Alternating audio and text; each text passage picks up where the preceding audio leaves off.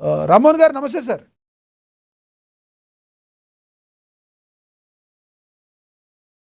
రామ్మోహన్ గారు వాయిస్ వినబడుతుందా? లక్ష్మీనాథ్ గారు నమస్కారం. ఎస్ రామ్మోహన్ గారు, నవ్యాంధ్రకు ఈ జొన్నగిరి అనేది గోల్డ్ విషయంలో తలామానికంగా నిలవబోతుందంటారా? ఆంధ్రప్రదేశ్కు మీరు ఏమంటారు? ఖచ్చితంగా చంద్రబాబు నాయుడు గారు, ఆంధ్రప్రదేశ్ ముఖ్యమంత్రి చంద్రబాబు నాయుడు గారు ఉన్నట్టు ఇది జొన్నగిరి కానీ ఇప్పటి నుంచి స్వర్ణగిరి అని నామకరణం చేద్దామన్నారు. మంచిగా. ఎందుకంటే రాయలసీమ ఒక రతనాల సీమ, అంగట్లో రతనాలు అమ్మినారడించట అని చెప్పి అక్కడ మనకు శ్రీకృష్ణదేవరాయల కాలంలో పాట కూడా మనకు ఉన్నది కదా. అప్పుడు అటువంటి ప్రభుత్వం అటువంటి పాలన ఉండేదని చెప్పి నేను ఆ ప్రాంతం అంతా నాకు ఇన్ఛార్జ్ జిల్లాలు కనుక తుగ్గరితో సహా 10 సార్లు పోతున్నాయి. ఆ ప్రాంతం అంతా ఇది అనంతపురం జిల్లాలో డాక్టర్లు, అడ్వకేట్లు, చదువుకున్న వాళ్ళు, టీచర్లు అందరూ కూడా కొత్తగా తొలకరి వర్షాలు పడగానే రాళ్ల కోసం రాళ్ల వేటకు పోతుంటారు. ఒక్కొక్కరికి 1000 రూపాయల రాత్రి మీద దొరకవచ్చు, లేకుంటే 10,000 దొరకవచ్చు, 1,00,000, 2,00,000, 10 లక్షల వజ్రాలు కూడా దొరుకుతాయి అక్కడ. అంటే వర్షం పడగానే తేలుకున్న రంగురాళ్ళని తీసుకెళ్లి వాళ్ళు పరీక్ష చేయించుకుంటే చాలా మందికి అదృష్టం కలిసి వస్తే లక్షాధికారులు సందర్భం చూశాం. అంటే ఆ నేలలో అటువంటి ఉన్నది కనుక అందులో భాగంగానే బంగారు గనులు కూడా ఉన్నాయి అనే దాని మీద వచ్చింది. అందుకని ఇప్పటిదాకా చాలా రోజుల నుంచి నడుస్తుంది అది. ఈ క్రెడిట్ వార్ కూడా నడుస్తుంది. వైసీపీ ఏమంటుందంటే మేమే మొదలు చేసినాం, మేమే చేసుకొచ్చినాం. అదే ఇవాళ మీరు అంత ప్రారంభమైనాక అంత ప్రారంభం ఏం చెప్తున్నారు, ఏం చేసినాం, ఎవరు చేసినా గొప్ప అయినా సరే ఆంధ్రప్రదేశ్ సర్వతోముఖ అభివృద్ధికి ఇప్పుడు పనిపిస్తాను నేను. కొంచెం దాని విశేషాలు తెలుసుకొని మనం అక్కడికి వెళ్తాం. ఆంధ్రప్రదేశ్ కర్నూలు జిల్లా తుగ్గరి మండలం, ఆ మండలానికి చాలాసార్లు పోయినా. జొన్నగిరిలో జొన్నగిరి స్వర్ణగిరి అందాం. దేశంలోనే మొట్టమొదటి భారీ ప్రైవేటు బంగారు గనుల ప్రాజెక్టు ఏర్పాటైంది. ఆల్మోస్ట్ ఆల్ ఇప్పటికీ తీస్తున్నారు. యాక్చువల్గా ఇప్పటికే కొంతవరకు రోజుకు ఒక 1/2 కిలోలు తీసిన తర్వాతనే ప్రయోగాత్మకంగా ఇప్పుడు దాని అధికారికంగా ఇవాళ చంద్రబాబు నాయుడు గారు ప్రారంభించారు. స్వాతంత్రం తర్వాత భారతదేశంలో ప్రైవేట్ రంగంలో మొట్టమొదటి గని ఒక చెప్పాలంటే ఇది బంగారు గని అని చెప్పొచ్చు. అట్లానే ఈ ప్రారంభము ఇవాళ జరిగింది అనుకుంటున్నాను నేను. Geo Mysore services Deccan gold mines వాళ్ళు ఇది చేసుకున్నారు. త్రివేణి ఎర్త్ మూవర్స్ వాళ్ళు తీసుకున్నారు. ఒక చెప్పాలంటే జిఎస్ఐ అంటారు కదా, geological survey of India, GSI వాళ్ళు ఈ సర్వేల ప్రకారం ఇక్కడ 1 కోటి టన్నుల బంగారం ఖనిజం ఉంది అని అంటున్నారు.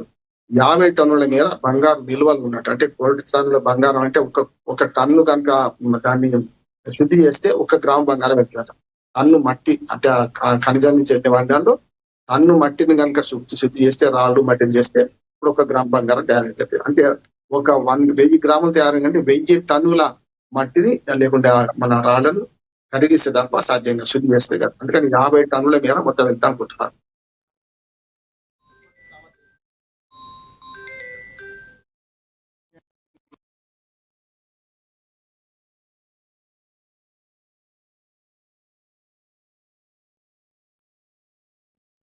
ఉత్పత్తి సామర్థ్యం ఇప్పుడైతే రోజుకు ఊరగా చెప్పాలంటే 1 గ్రాము బంగారం టన్నుకు లభిస్తుంది కనుక మొదటి ఏడాది ఇప్పుడు జరుగుతున్న ఏడాదిలో సగం అయిపోయింది కనుక 4,400 కేజీల బంగారం తయారవుతుంది అంటున్నారు.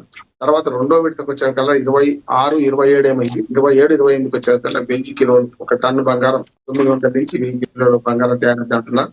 తదుపరి విస్తరణ ప్రతి సంవత్సరానికి 2 టన్నుల బంగారం. అంటే ఈ గని కనుక సక్సెస్ అయితే 50 ఏళ్ళు నడుస్తుంది. 50 టన్నుల బంగారం 25 ఏళ్ళు నడుస్తుంది. సంవత్సరానికి 2 టన్నుల బంగారం వెనక్కి తీస్తే 25 ఏళ్ళు వస్తుంది కనుక ఇప్పటి నుంచి 25 ఏళ్ల దాకా మనం నడుస్తుంది అనుకోవచ్చు. దానివల్ల ఏమైతుంది, ఉపాధి అవకాశాలు పెరుగుతాయి. ఇంత శుద్ధి చేయాలంటే దాని ప్రాసెస్ చాలా పెద్దది కనుక ఆ ప్రాసెస్ ప్రకారం చేస్తారు. ఉపాధి అవకాశాలు కూడా ఏంటంటే సుమారు 700 మంది పైగా ప్రత్యక్ష ఉపాధి లభిస్తుంది. అందులో 80% మందికి పైగా స్థానికులకు ఉద్యోగాలు దొరుకుతాయి. ఇది పెద్దది అంటున్నారు. కానీ మనకు నవ్యాంధ్రప్రదేశ్ నిర్మాణానికి అంటే ఒక 700 ఉద్యోగాలు వచ్చే తక్కువదేం కాదు. వాళ్ళకి పెట్టుబడి పెట్టేది 500 కోట్లే. కానీ 500 కోట్ల పెట్టుబడికి 700 మందికి ప్రత్యక్షంగా ఉపాధి లభిస్తుంది. మరొక దాదాపు 4,000 మందికి పరోక్ష ఉపాధి లభిస్తుంది అని మనం చెప్పుకోవచ్చు. అవి తీసిన బంగారానికి కూడా బులియన్ మార్కెట్ ఇది రేట్ ప్రకారం 4% మనకు ప్రభుత్వానికి రాయితీ వస్తుంది. దాని ప్రకారం చూసుకుంటే ఇప్పుడు మనకు ప్రభుత్వానికి మొదటి సంవత్సరం 60 కోట్ల రూపాయలు వస్తాయి రాయితీ. అట్లాగే రెండో సంవత్సరం మనకు 150 కోట్ల రూపాయలు వస్తాయి. పొంగ 2 టన్నులు తీసిరంటే దాని ప్రకారం దాదాపు ప్రతి సంవత్సరం 1000 కోట్ల రూపాయల దాకా మరి ప్రభుత్వానికి ఆదాయం వస్తుంది. ఇది మంచిది. వరకు చెప్పిన కరువు జిల్లాలో మరి బంగారం పండుతుందంటే మంచిదే. రాళ్లను కొనుగోలు బతకొచ్చు అన్నట్టు ఇది మంచి ఉదాహరణ నా ఉద్దేశం ప్రకారం. ఇది ఎవరి గొప్పతనం పక్కన పెడతాం, కానీ మన స్వర్ణాంధ్రప్రదేశ్ కు ఒక మంచి ఉపకరణంగా పనిచేస్తుంది. బంగారు గనులు ఉంటే, అందుకని బంగారు పంటలే పండుతాయంటాం కదా, బంగారు పంటలు పండాల్సిందే, ఇంకా బంగారం తయారు కావాల్సిందే. స్వర్ణగిరి స్వర్ణగిరిగా మారే క్రమంలో ఇది ఒక ముందడుగు నేను భావిస్తున్నాను కృష్ణాక. గతంలో శ్రీకృష్ణదేవరాయల టైంలో ఇక్కడ రతనాలు అమ్మారనేది చరిత్ర చెప్తుంది. అది వాస్తవ రూపం, దానికి ఆధారాలు కూడా ఉన్నాయి.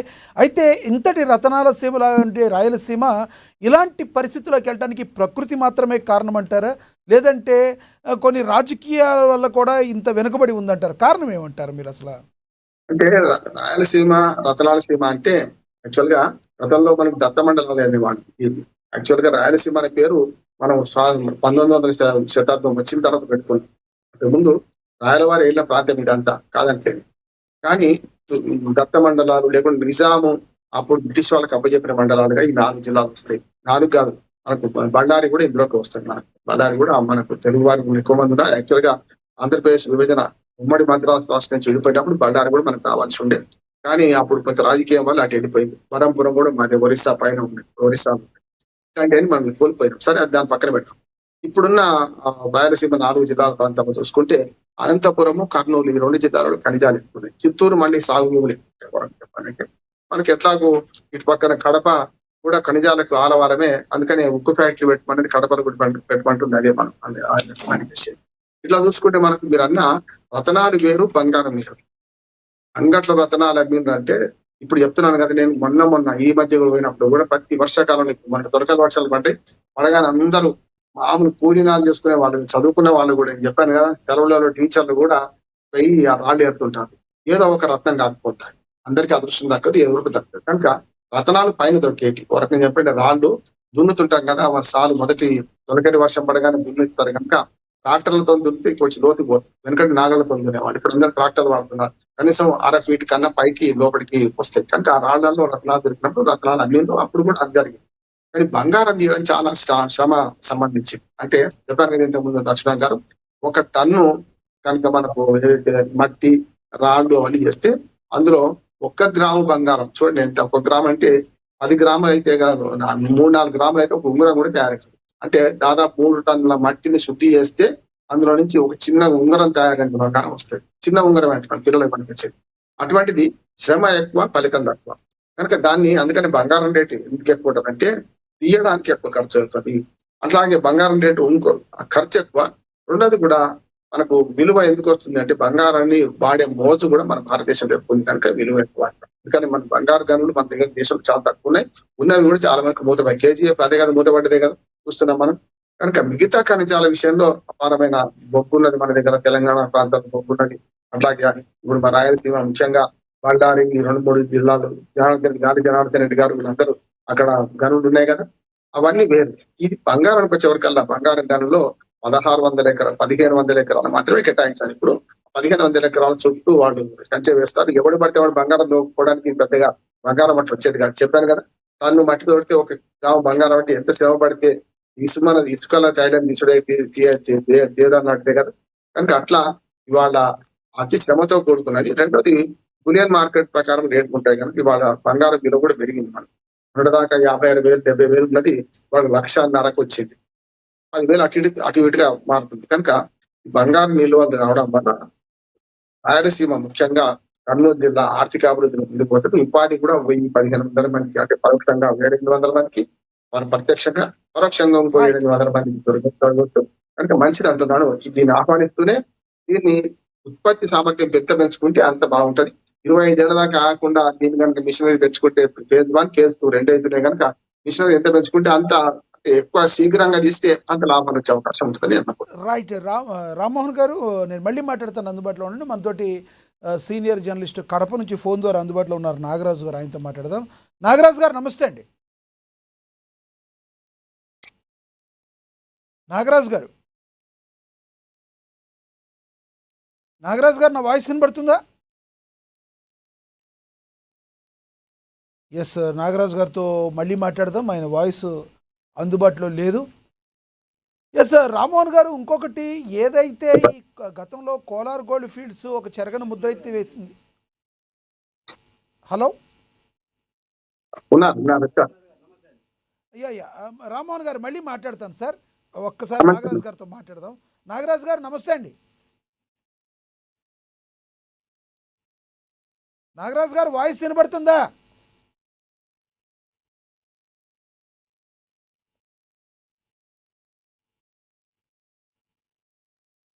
నాగరాజు గారు ఎస్ మళ్ళీ మాట్లాడు. ఎస్ నాగరాజు గారు చెప్పండి. అక్కడ జొన్నగిరి ఏదైతే ఉందో కర్నూలు దగ్గర, అక్కడ నా వాయిస్ వినబడుతుందా మీకు? డైరెక్ట్గా అందులో చూడకుండా నాతో ఫోన్లో మాట్లాడండి. మీరు మీరు టీవీలో కానీ మొబైల్లో కానీ చూడమాకండి, డైరెక్ట్గా నాతో మాట్లాడండి ప్లీజ్.